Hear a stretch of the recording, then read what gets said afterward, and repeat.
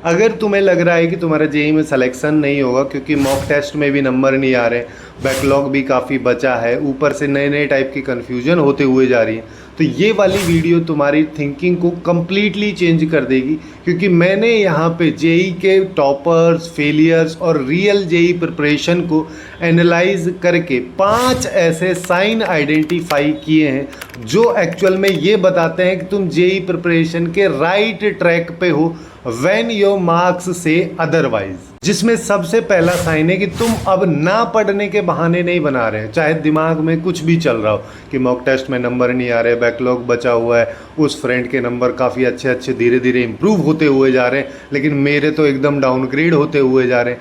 ये सब चलते रहने के बावजूद भी तुम कंसिस्टेंटली डेली बेसिस पे शाम को अपना बुक उठाए, नोटबुक उठाए, क्वेश्चन प्रैक्टिस बुक उठाए और सॉल्व करने बैठ जाते हो।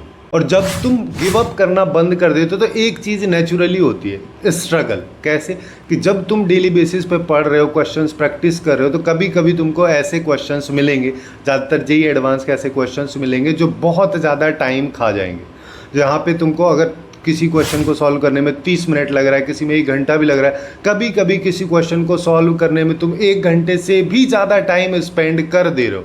उस टाइम पे तुमको ऐसा फील होता है अंदर से कि यार हो सकता है मैं ही स्लो हूँ, मैं ही डम हूँ, मेरे से ही क्वेश्चन नहीं हो पा रहे हैं, बाकी लोगों से हो रहे हैं। लेकिन एक्चुअल में तुम राइट ट्रैक पे हो, क्योंकि यहीं पे तुम अपना अप्रोच बिल्ड करना सीख रहे हो। देखो ज़्यादातर स्टूडेंट्स क्या गलती करते हैं कि वो 2 मिनट हुआ है, क्वेश्चन को देखा, अब नहीं आ रहा समझ में, सीधा सॉल्यूशन देखने बैठ जाएंगे। जब तुम सीधा सॉल्यूशन बैठ जा रहे हो देखने, तो तुम खुद को टाइम ही नहीं दे रहे हो उस क्वेश्चन के बारे में सोचने को। क्या थिंकिंग प्रोसेस तुम्हारा होना चाहिए, कैसे वो डेवलप होगा जब तुम उस चीज़ को टाइम ही नहीं दोगे। लेकिन जब तुम किसी क्वेश्चंस में 1 घंटा से भी ज़्यादा टाइम दे के स्ट्रगल करने लगते हो, तो नए क्वेश्चन फिर तुमको उतना ज़्यादा डराते नहीं है। तीसरा साइन ये है कि जब तुम मेहनत तो करते ही हो, उसके साथ साथ स्मार्ट डिसीजंस लेना भी स्टार्ट कर देते हो। फॉर एग्जांपल अगर मान लो अपन बात करें कि 1 या 2 सब्जेक्ट से जेईई क्वालिफाई हो सकता है, ठीक है, तुम अपने ड्रीम कॉलेज में ड्रीम ब्रांच के साथ में नहीं पहुंच सकते। अगर तुमको ड्रीम कॉलेज में पहुंचना है ड्रीम ब्रांच के साथ में, तो उसके लिए तीनों सब्जेक्ट्स को तुमको इक्वली लेके ही चलना पड़ेगा।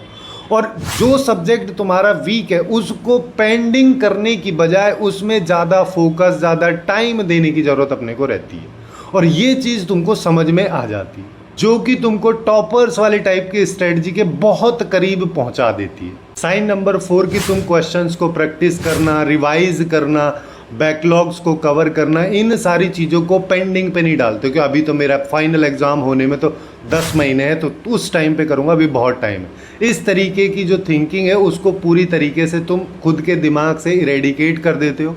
सीधा यहाँ पे एक प्रॉपर सिस्टम को फॉलो करते हो, एक प्रॉपर टाइम टेबल को फॉलो करते हो। उसके साथ साथ अपने बॉडी से भी फेमिलियर हो जाते हो कि मेरे को किस टाइम पे स्लीपी फील होता है, तो उस टाइम में ज़्यादा एक्टिव वाले, जैसे कि मैथ को उस टाइम पे प्रैक्टिस कर सकता हूँ। किस टाइम पे मेरा माइंड काफ़ी हाईली एक्टिव होता है, तो उस टाइम पे मैं थ्योरी वाले पोर्शन को काफ़ी आसानी से और जल्दी रिवाइज कर सकता हूँ। इन सारी चीज़ों को ध्यान में रखते हुए तुम अपने टाइम टेबल को अपने बॉडी और स्लीप साइकिल के अकॉर्डिंग अलाइन करते हुए चलते हो। और लास्ट साइन जो कि सबसे इंपॉर्टेंट है वो है मॉक टेस्ट के बारे में, कि तुम मॉक टेस्ट को अभी ईगो की तरह नहीं देख रहे हो कि इस बार मॉक टेस्ट में मेरे को इतने नंबर लेके आना है। बजाय इसके तुम इसको इस तरीके से देखते हो कि इस बार मॉक टेस्ट में मेरे को इस चैप्टर का अगर मॉक टेस्ट है तो ये पता करना है कि इस चैप्टर में किस किस तरीके की मिस्टेक्स कर सकता हूँ, कौन कौन से फॉर्मूले इंपॉर्टेंट हैं जिनको मैं जनरली जब रिवाइज किया तो उस टाइम पे स्किप कर दिया, कैसे कैसे टाइप के क्वेश्चंस मॉक टेस्ट में पूछे गए थे जो कि मैं पीवाईक्यूज या क्वेश्चन प्रैक्टिस के टाइम पे वैसे क्वेश्चंस नहीं देख पाया, और कौन कौन से टाइप की कैलकुलेशन, सिली मिस्टेक्स वगैरह मैं कर रहा हूँ। उन सारी चीज़ों को तुम एक अलग से नोटबुक बना के उसमें नोट डाउन करते हुए चलते हो, जिससे कि अगले वाले मॉक टेस्ट में उस तरीके की गलतियाँ किसी भी हाल में तुमसे ना हो। हालांकि कुछ अलग गलतियां होंगी, लेकिन फिर से उनको रेक्टिफाई अपन करेंगे नेक्स्ट मॉक टेस्ट से पहले। तो इस तरीके का सिनेरियो तुम खुद के लिए क्रिएट करते हो। तो अगर अभी करंटली तुम में 2 या 2 से ज़्यादा साइन भी ये वाली चीज़ों के रिगार्डिंग दिख रहे हैं, तो तुम एक्चुअल में राइट ट्रैक पे हो। तो गिव अप करने का तो बिल्कुल सोचना ही नहीं है। बाकी जो रिमेनिंग साइंस है उनको धीरे धीरे डेवलप खुद के अंदर करना है, और इसको बहुत जल्दी स्टार्ट कर देना है, एग्ज़ाम का वेट नहीं करना है। और अगर तुम्हारे अंदर एक भी साइन नज़र नहीं आ रहा है, फॉर एग्जांपल अगर तुम 11th क्लास के हो तो अभी चीज़ों को धीरे धीरे समझ ही रहे हो, तो उस सिचुएशन में तुम इन 5 पॉइंट्स को इस तरीके से ले सकते हो कि ये 5 पॉइंट है जो तुमको खुद के अंदर डेवलप करने हैं, तभी जाके जेई की प्रिपरेशन तुम्हारी एक अच्छे लेवल पे हो पाएगी और फाइनली तुम एक ड्रीम आईआईटी, एनआईटी या ड्रीम जो भी ब्रांच के साथ में तुम चाह रहे हो वहाँ पे पहुँच पाओगे।